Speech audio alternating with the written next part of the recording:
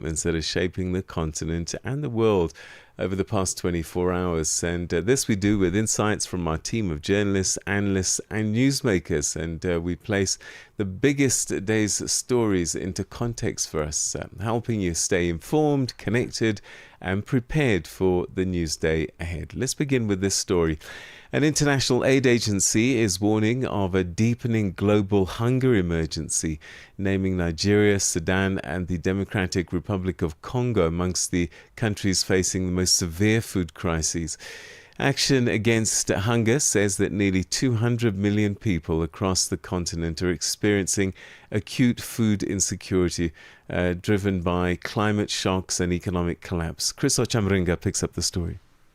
The clashes between government forces and the M23 rebels have forced millions of people to flee their homes in eastern Congo since late 2021. Many of them are now relying on handouts from aid agencies. A report released by a US-based agency, Action Against Hunger, classifies the DRC as a hotspot of very high concern because of persistent violence. The agency says more than 25 million people in the DRC are expected to experience crisis levels of hunger this year. Congolese authorities say their main priority is to end the conflict and support displaced people. Nigeria and Sudan were also listed among the countries where millions of people are projected to face hunger. The Southern African Development Community, or SADC, has deployed its emergency response team to Mozambique and South Africa following deadly flooding that has left widespread damage and displacement. The regional bloc says that the team will assess humanitarian needs and support national response efforts. SADC's head of communications and public relations is Barbara Lopi. The deployment of the Southern African Development Community Emergency Response Team forms part of SADC's regional disaster response mechanisms to support the government of Mozambique following the declaration of a red alert on 16th January 2026 and the subsequent appeal for humanitarian assistance in response to severe flooding that has affected several provinces in that country.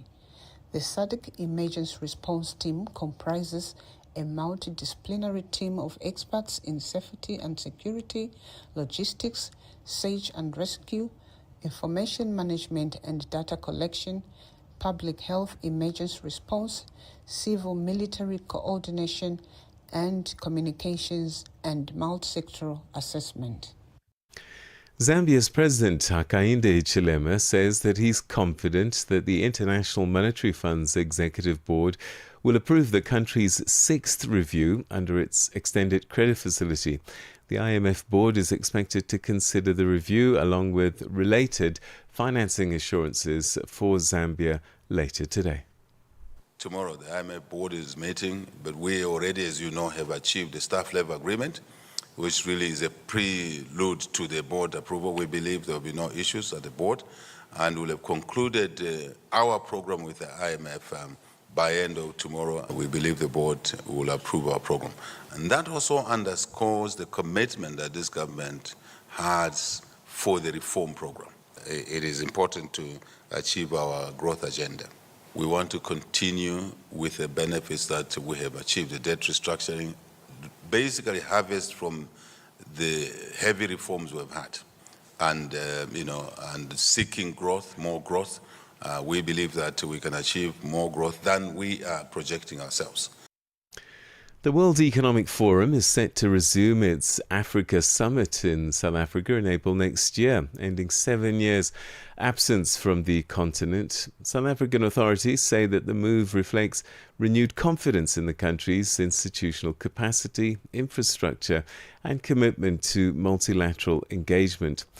Acting Director General of the Government Communication and Information System is Nomonde Mnukwa. Government welcomes the World Economic Forum's decision to once again entrust South Africa with hosting the WEF Africa Summit in 2027. Following the successful hosting of the recent G20 summit, the decision affirms South Africa's ability to host large-scale, complex international events in a safe, efficient, and professional manner.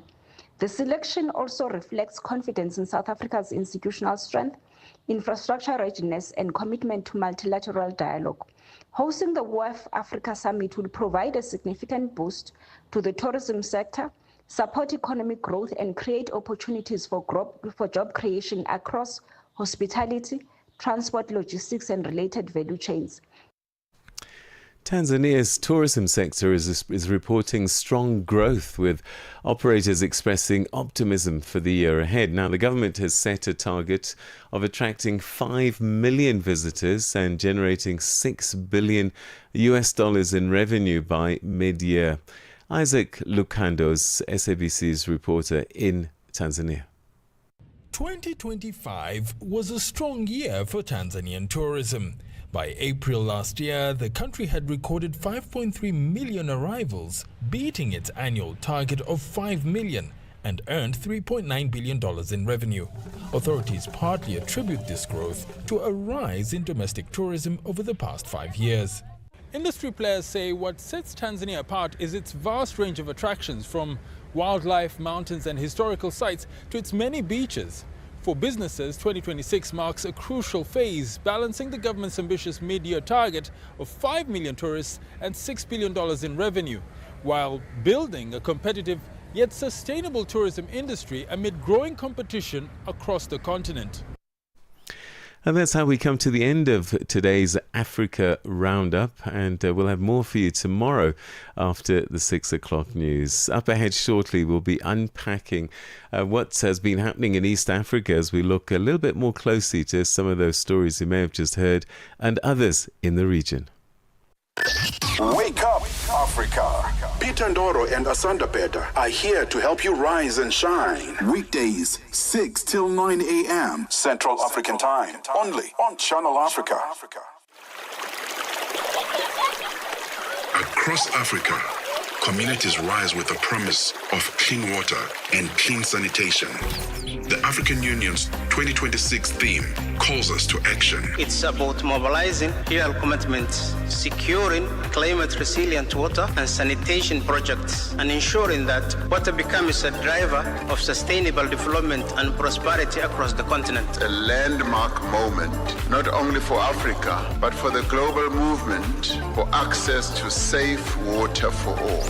Assuring sustainable water availability for every home, every village, every nation. This is the Africa we want. Channel Africa, the African perspective. Be inspired. Stay informed. Channel Africa, the beauty of life. Now available anytime, anywhere with our new app. So, time now for us to look in deep at what's been happening in East Africa, where political tensions, security concerns and diplomatic disputes are once again dominating the regional agenda. In Uganda, reports of post-election violence and the alleged targeting of opposition figures has raised fresh concerns about human rights, political stability. In Kenya, a former deputy president says that he survived an attempted assassination, adding to an already volatile political climate. Meanwhile, Somalia has announced the resolution of a diplomatic row involving Kenyan and Tanzanian missions. And in South Sudan, authorities have ordered United Nations personnel and civilians to leave parts of Jonglei state amid renewed insecurity. Well, to help us make sense of these fast-moving, developing stories and what they mean for the wider region, we're now joined by Dennis Beru, who's a journalist and team leader of grassroots journalism in Kenya. Dennis, always good to talk to you. Thank you for joining us. Thank you so much, Peter Ndoro. Hope you are well in Joburg. For sure. And I guess a good place to start are these protests and this violence that seems to be continuing in Uganda. What's the story there? Thank you so much, Peter Ndoro. Of course, we are talking about the post-election violence in Uganda, and according to the head of the Ugandan army and the son of the newly elected President Yoweri Museveni, said on Friday that 30 opposition supporters had been killed and 2,000 arrested following the election. And opposition leader Bobi Wine remained in hiding on Friday after accusing security forces of raiding his home following the January 15th vote. He called the election a brazen theft and urged people to protest. Museveni, who is now 81 years old, won a seventh term with 72% of the vote compared to 25% of Bobi Wine, according to the Electoral Commission. And African observers and international NGOs criticized heavy repression of the opposition and internet shutdown. And in a statement that the chief of defense, Muhoozi Kainerubaga, on X, of course, and I quote, "We have arrested more than 2,000 thugs that Kabobi thought he could use. And so far, we have killed 30 NUP terrorists." And he also added that, referring to Bobi Wine's party, the National Unity Platform. And Peter Kainerubaga, now 51 years old, known for his proactive, provocative, often vulgar social media post. He openly aspires to succeed his father and threaten this week to hunt down and kill Bobi Wine. So, I mean, it's pretty much the opposition versus the state, the NRM. Are there any signs at all of any kind of, I don't know, dialogue, mediation to ease the tensions in the country? It's so sad, Peter Ndoro. We've not heard, we don't see any signs. And remember, Bobi Wine said on Saturday that his wife had been also taken to hospital after soldiers invaded his residence, partially undressed and choked her. And now this shows that there are no signs that probably there might be a dialogue. Remember, Bobi Wine is still in hiding, and as per the authorities, of course, they are looking to arrest him. And remember, he spoke via his social media post saying that he was in hiding, and the Uganda military officers were looking for him. Let's turn to your country now, and Kenya's former Deputy President Rigathi Gachagua says that the government tried to assassinate him. I'm not sure if that continues to be a threat in his view.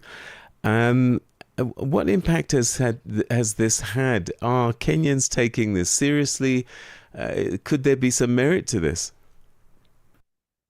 Peter Ndoro, this is not the first time the former or the impeached Deputy President Rigathi Gachagua is alleging assassination attempts. And remember, part of last year, sometime last year, he also alleged that government machineries after him. And last Sunday's incident at a church in Nyeri now brought all the issue in the limelight. And remember, he had previously accused former his ally, President William Ruto, ordering the attack, and of course did not provide any evidence. And Ruto has not commented, but government spokesperson Isaac Mwaura accused Gachagua of staging the attack. Peter, the police said in an investigation had been launched, and adding that there were no injuries that were reported during the last Sunday church attack. And the report indicated that a tear gas canister had been thrown into St. Peter's Anglican Church at around 11 a.m. East African time, disrupting the service. Several vehicles were reportedly damaged within the church compound, and the police added appealing for the witnesses. I remember Gachagua, a wealthy businessman from Mount Kenya, and now a vocal critic of president, said he was escorted to safety by his security team. He also posted some photos of incident on the X and alleged that armed police officers had AK-47 and tear gas descended on the church. And he also added that he was helped to safety, and the attacker set his car on fire and mercilessly beat up those gathered outside the church. So, Peter Ndoro, we are now approaching the electioneering period, and this is just one of the incidents that we are going to experience, because it is normally chaotic when it comes to electioneering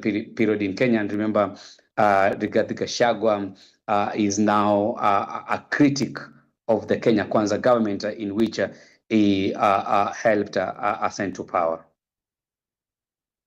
So Somalia has announced a diplomatic dispute between Kenya and Tanzanian missions has now been resolved. What can you tell us about what was at the heart of this issue, this disagreement, and perhaps why this resolution has become so important? Yes, Peter Ndoro, of course, the Somalia government says it has resolved a public dispute between its embassies in Kenya and Tanzania, and of course, easing concerns about internal division within its diplomatic corps. And the dispute emerged in September last year, when Somalia's embassy in Tanzania issued a statement criticizing a visit by Somalia's ambassador to Kenya, to Kinshasa in the Democratic Republic of Congo. The Tanzania mission described the trip as a violation of Somalia's diplomatic regulation and encroachment of its mandate. However, the Kenyan mission defended the trip, saying it was aimed at strengthening trade relations for the benefit of the Somali entrepreneurs. And the disagreement surprised many Somali, who argued that it should have been handled privately through diplomatic channels. And according to the Ministry of Foreign Affairs, Ali Omar assured the public that the matter had been settled. And he described the incident as unfortunate, but added the lesson had been learned, and expressed hope that it would not be repeated. And perhaps finally, in South Sudan, the government there has ordered United Nations personnel and civilians to leave parts of Jonglei state. What does this tell us about the security situation on the ground there, and how serious is this a risk to humanitarian operations? Of course, Peter Ndoro, these are very risky, especially to the United Nations staff and the humanitarian organizations in South Sudan. And remember, we've seen some fierce fighting that are taken place in Jonglei, located in the country's east on the border with Ethiopia, where South Sudan's People's Defense Forces, SSPDF, is seeking to halt an offensive by fighters loyal to Sudan's People's Liberation Army in opposition, SPLIO, and an operation codenamed Operation Enduring Peace was imminent.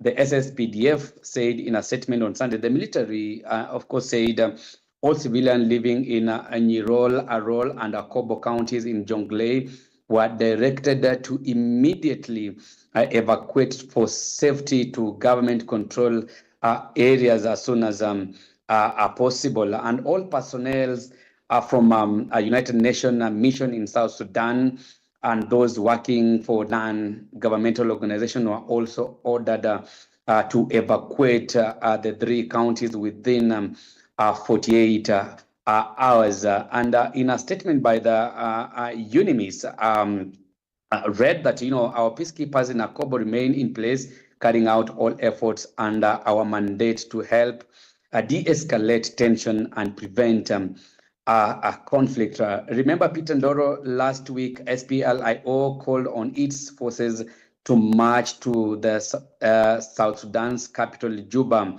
signaling a major escalation. Earlier this month, SPLIO forces said the town of Panjut in heavy fighting in the north of Jonglei, and the town captures was seen as putting the state capital of Bor at risk. And over 180 people in the state had already been displaced by the conflict, and urged Sudan's leaders to put the interests of the people first. This is a statement by UNIMIS. And that's where we're going to have to leave it. Always great talking to you, my brother. Thanks so much indeed for your time. Asante kwa kujumuika nasi. Kwa heri. Asante sana, kuwa na siku njema. Have a good day. That's Dennis Beru, one of our regular commentators, speaking to us about the events playing out in East Africa. And he, of course, is a journalist there and team leader of Grassroots Journalism Kenya. It's 6:30, which means it's time for your news headlines as we say good morning once again to Onele Nsinsi. SABC News. Headlines. The African Perspective. Thank you, Peter. The Nigerian military says an investigation. And now to take us through our first full sports bulletin to